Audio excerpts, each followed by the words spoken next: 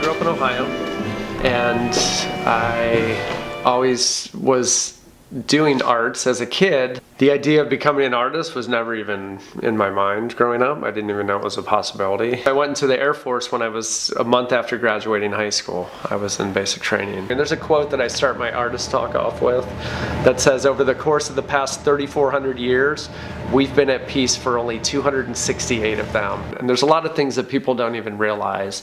And through research, I've discovered a lot of these things.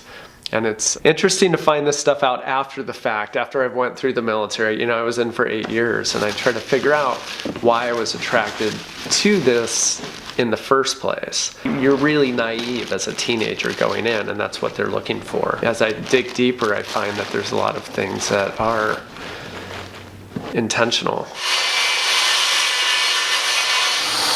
Jeans and corduroy and just scraps of fabric that I'll find through, you know, if somebody's throwing them out. And I just kind of look for different material that was interesting to me, and then start compiling it and then using it for these faces and for the hands.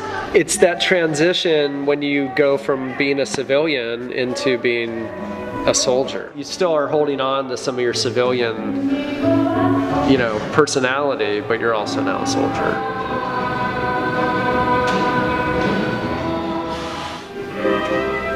I want people to know that it's beyond this innocent thing. There's something more real about it. And if you look at war as a big thing that happens all over the place, our country wages war all over the world. A lot of problems can be solved if you can get to the root of the cause.